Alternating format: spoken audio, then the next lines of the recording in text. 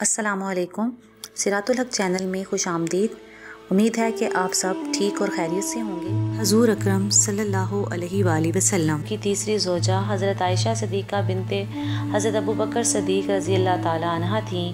محبوب خدا صلی اللہ علیہ وآلہ وسلم نے ان کے علاوہ کسی باکرہ سے نکاح نہیں فرمایا۔ نکاح کے وقت آپ رضی اللہ تعالیٰ عنہ کی عمر 15 سال اور رخصتی کے وقت 19 سال تھی۔ ایک مرتبہ رسول اکرم صلی اللہ علیہ وآلہ وسلم سے صحابہ نے دریافت فرمایا، آپ صلی اللہ علیہ وآلہ وسلم کے نزدیک سب سے زیادہ محبوب کون ہے؟ فرمایا، حضرت عائشہ رضی اللہ تعالیٰ عنہ۔ محبوب خدا صلی اللہ علیہ وآلہ وسلم نے سیدہ فاطمہ الزہرا رضی اللہ تعالیٰ عنہ سے فرمایا، اے فاطمہ رضی اللہ تعالیٰ عنہ، جس سے میں محبت کرتا ہوں تم بھی اس سے محبت کرو گی۔ سیدہ فاطمہ رضی اللہ تعالیٰ عنہ نے عرض کیا، ضرور یا رسول اللہ صلی اللہ علیہ وآلہ وسلم، میں محبت رکھوں گی۔ اس پر حضور اکرم صلی اللہ علیہ وآلہ وسلم نے فرمایا، تو حضرت عائشہ صدیقہ رضی اللہ تعالیٰ عنہ سے محبت رکھو۔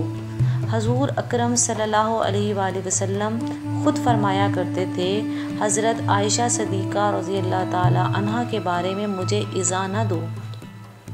اس الزام کے تردید میں جو منافقین نے حضرت رضی اللہ تعالیٰ عنہ پر لگایا تھا، اس کی برات اور طہارت آسمان سے سورۃ نور میں 18 آیات میں نازل ہوئیں۔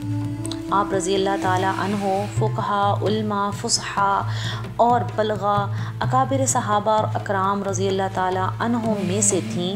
حضرت عروہ بن زبیر رضی اللہ تعالیٰ عنہ سے مروی ہے کہ میں نے کسی کو بھی معنی قرآن، احکام حلال و حرام، اشعار عرب اور علم و انساب میں حضرت عائشہ صدیقہ رضی اللہ تعالیٰ عنہ سے زیادہ عالم نہیں دیکھا۔ حضور اکرم صلی اللہ علیہ وآلہ وسلم کی چوتھی زوجہ حضرت ام حفصہ بنت حضرت عمر فاروق رضی اللہ تعالیٰ عنہ تھیں۔ سیدہ ام حفصہ رضی اللہ تعالیٰ عنہ بہت روزے دار اور شب بیدار تھیں۔ وہ جنت میں آپ صلی اللہ علیہ وسلم کی زوجہ مطہرات ہوں گی۔ ان سے 60 حدیثیں مروی ہیں۔ ان میں سے 4 بخاری و مسلم میں متفق عالیہ ہیں، مسلم میں 6 حدیث اور 50 دیگر تمام کتابوں میں مروی ہیں۔ حضرت محمد صلی اللہ علیہ وآلہ وسلم کی 5ویں زوجہ حضرت ام حبیبہ بنت ابو سفیان رضی اللہ تعالیٰ عنہ تھیں۔ آپ رضی اللہ تعالیٰ عنہ فرماتی ہیں کہ میں نے خواب میں دیکھا کہ ایک شخص مجھے یا ام المومنین کہہ کر مخاطب کر رہا ہے۔ میں نے اس خواب کی تعبیر یہ لی کہ حضور اکرم صلی اللہ علیہ وآلہ وسلم مجھے حبالہ عقد میں لائیں گے۔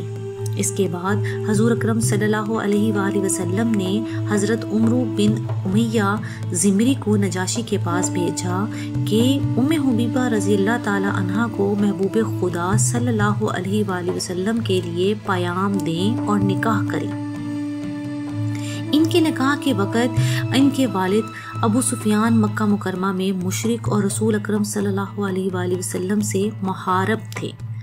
صلح حدیبیہ کے بعد تجدید صلح کے لیے جب ان کے والد حالت کفر میں مدینہ طیبہ میں آئے اور سیدہ ام حبیبہ رضی اللہ تعالیٰ عنہ کے ہاں پہنچ کر حضور اکرم صلی اللہ علیہ وآلہ وسلم کے بستر مبارک پر بیٹھنے لگے تو انہوں نے جائز نہ جانا اور کہا کہ یہ بستر طاہرہ و مطہر ہے اور تم نجاست شرک سے آلودہ ہو، اس لیے یہاں نہ بیٹھو۔